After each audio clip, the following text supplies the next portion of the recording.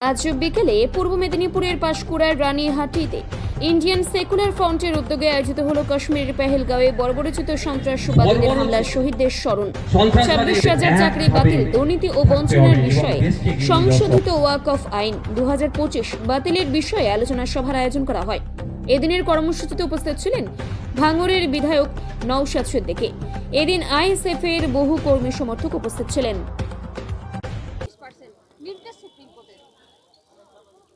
দেখুন, সরকারি কর্মচারীরা তাদের হকের দিয়ে পাচ্ছিল না এবং সুপ্রিম কোর্টে একের পর এক ডেট পড়ছিল। তারপরেও একটা ডেডলাইন দিয়েছে, 25% মিটিয়ে দিতে হবে। যদি না মিটাই নিশ্চিতভাবে শর্ট টাইমের জন্যই রেখেছে, কিছু বড় পদক্ষেপ নেবে।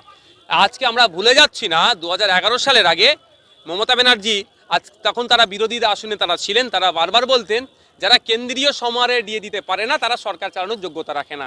তাহলে এতদিন ধরে সরকারি কর্মচারীদের হকের দিয়ে কেন বুঝিয়ে দিচ্ছিল না? অবশেষে আইনের চড় খেয়েছে। এখন দেখার বিষয় কি করে। সেই অর্থ রাজ্যের কাছে আছে তো, খেলা মেলা করে হাজার হাজার কোটি টাকা মচ্ছব করে উড়িয়ে দিচ্ছে, কাজের কাজ কিছু করে না। স্যালাইন কিনতে পায় না মানুষকে, স্যালাইন ফ্রিতে পায় না, স্কুল সামগ্রী পায় না, ঠিক সময়ে আপনার কম্পোজিট গ্রান্ট পায় না। বিভিন্ন ক্ষেত্রে আমরা দেখছি আর্থিক দুরবস্থার কথা।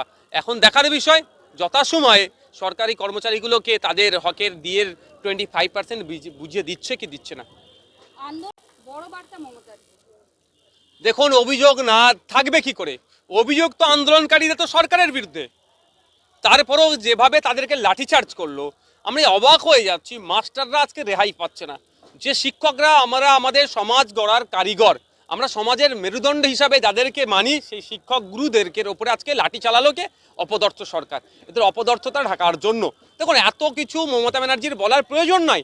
শুধুমাত্র উনি ঘোষণা করুক, যারা অবৈধ পন্থা অবলম্বন করে চাকরি পেয়েছে তাদেরকে বাদ দিয়ে দিক, আর বৈধগুলোকে লিস্ট দিয়ে দিক। দুধকে দুধ পানিকে পানি করে দিক। কিন্তু দুর্ভাগ্য আমাদের, যেভাবে দুর্নীতি করেছে, দুর্নীতিতে এমন জায়গায় নিমজ্জিত হয়েছে, পরিত্রাণ পাচ্ছে না।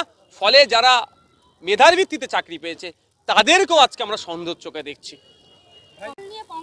অভিষেকের মুখে ইউসুফ পাঠানের নাম প্রতিনিধি দলে থাকলেও তৃণমূল তার নাম দল থেকে প্রত্যাহার করে নিয়েছে। দেখুন, কে কোথায় দেবে সেটা আমার সংসদীয় পার্লামেন্টের যে প্র্যাকটিস ওটা আমার অতটা জানা নাই, সুতরাং আমি সেটা ডিটেলস বলতেও পারছি না। তবে আমি একটা কথা বলবো, আমাদের দরকার এখন ঐক্যবদ্ধ থেকে সন্ত্রাসবাদের বিরুদ্ধে লড়াই করা। দল মত ধর্ম রাজনীতি সব পরে হবে, সময়ে সব হবে, সময়ের সাথে সাথে হবে। আগে আমাদের দেশকে রক্ষা করতে হবে। আমাদের দেশে বারবার পাকিস্তান থেকে এসে জঙ্গি কার্যকলাপ করে চলে যাবে, এর জবাব দেওয়ার জন্য আমাদেরকে একটা স্ট্রং মেসেজ দিতে হবে। সুতরাং আমি অনুরোধ করব প্রত্যেকটা রাজনৈতিক দলের কাছে, ইভেন কেন্দ্র সরকারের কাছেও, যে এখানে আমিত্ব না দেখিয়ে, নমনীয়তা দেখিয়ে আমাদের দেশের স্বার্থে ঐক্যবদ্ধভাবে কাজ করতে হবে। বিকাশ ভবনের সামনে শিক্ষকদের আন্দোলন নিয়েও ফিরাদ হাকিমের উল্টো সুর অভিষেকের গলায়। ফিরাদ হাকিম বলেছিলেন যে আন্দোলনটা নাটক, কিন্তু অভিষেক বন্দ্যোপাধ্যায় বলেছেন যে এই আন্দোলন যেন হিংসাত্মক না হয়, তিনি সহমর্মিতা প্রকাশ করেছেন। দেখুন, উসব দুজন হিংসাত্মক কেন হবে? এই আন্দোলন কেন হচ্ছে? অভিষেক বাবুকে এটা বলুক না, অভিষেক বাবু জোর গলায় বলুক না, যারা অবৈধ পন্থা অবলম্বন করে চাকরি পেয়েছে তাদের নামে লিস্টগুলো আমরা আমাদের সরকারে বার করে দেবে, তাদেরকে বাতিল করে দেবে, তোমরা বৈধভাবে যারা স্কুলে চলে যাবে। এটা বলার সাহস দেখাতে পারছে না কেন? কিভাবে দেখাবে? যারা চাকরি ফাকরি চুরি ফুরি করেছে, যারা কয়েকজন অ্যারেস্ট হয়েছে, অভিষেক বাবুর অনেকে ঘনিষ্ঠ আছে। জ্যোতিরানীর ঘটনা প্রকাশ্যে আসার পর বিজেপি নেতা নিশিকান্ত দুবে ব্লগার এবং ব্লগারদের আইনে প্রশ্ন তুলেছেন, যে তাদের বিপুল আয়ের উৎস জানতে ইডি সিবিআই তদন্তের দাবি তুলেছেন। দেখুন, ব্যাপারটা হচ্ছে প্রত্যেকটা দেশের নাগরিকের আইনের বিষয়ে জবাবদিহি করার জায়গা আছে। এটা নতুন কোনো ব্যাপার নয়। বরঞ্চ কেন্দ্রের যে সংস্থাগুলো আছে তাদের যে নজরদারিতে কিছু খামতি রয়ে যাচ্ছে, ফলে এই দুর্দিন আমাদের দেখতে হচ্ছে। নাহলে আমাদের কিভাবে আমাদের দেশের নিরাপত্তা বিষয়ে তথ্য চলে যাচ্ছে। আমাদের যারা কেন্দ্রীয় সংস্থা যারা আছেন তাদের হয়তো কোনো জায়গায় গাফলতি রয়ে যাচ্ছে, আর অন্যথায় যে ম্যান পাওয়ার দরকার, যে স্ট্রেংথ থাকা দরকার, তা অনেকটা কম। ফলে একজনের জন্য অনেক বেশি এরিয়া তাকে দেখতে হচ্ছে। এই বিষয়গুলো নিশিকান্ত দুবে সাহেব এড়িয়ে গিয়ে আবার ব্লগারদের উপর একটা ফতোয়া জারি করার চেষ্টা করছে।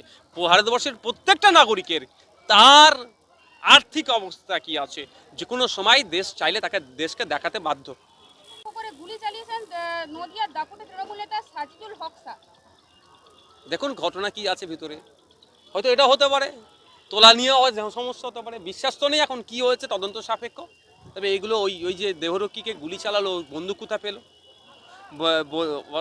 অস্ত্র আইনে তাকে মামলা হওয়া উচিত, অস্ত্রের লাইসেন্স আছে কি না নাই সেটা দেখা উচিত। তবে কতদূর তদন্ত যাবে বোঝা মুশকিল।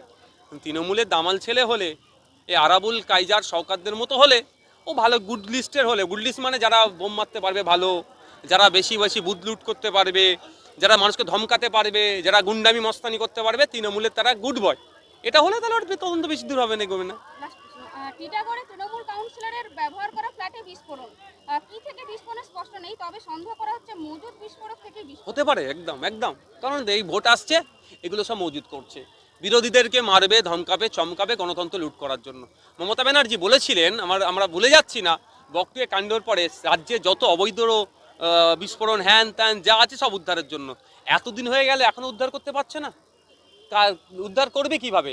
যারা উদ্ধার করতে যাবে, যখন পুলিশ যখনই ধরবে এদেরকে, দেখবে তৃণমূলের আছে বড় নেতাদের ফোন চলে আসবে, ওকে ছেড়ে দাও। হয়তো পুলিশ সেই জন্যই যাচ্ছে না, জানার পরেও। আর তদন্ত হওয়া দরকার, কি কোয়ালিটির বা কি ধরনের বিস্ফোরক ছিল ওখানে, সেটা তদন্ত হওয়া দরকার। করছে সেটা সুপ্রিম কোর্ট সুপারভিশনে আছে, সুপ্রিম কোর্ট দেখছে। মধ্যপ্রদেশে এই ধরনের একটা ঘটনা ঘটেছিল, সেখানেও তাড়া দিয়েছে। আমরা আইনের প্রতি সম্পূর্ণ ভরসার আস্থা রাখছি, আইনি লড়াই আমরা করব। আর উত্তরপ্রদেশে সরকার সম্পূর্ণরূপে ব্যর্থ হয়েছে, লোকসভা নির্বাচনে তার ফল হাতে নাতে পেয়েছে। মানুষ বিজেপি থেকে মুখ ফিরিয়ে নিচ্ছে ধর্মীয় জিগি তোলার জন্য, এই মাদ্রাসা মসজিদগুলোকে টার্গেট করছে, উগ্র ভোটকে ফিরিয়ে আনার জন্য। মধ্যপ্রদেশের বিজেপি মন্ত্রী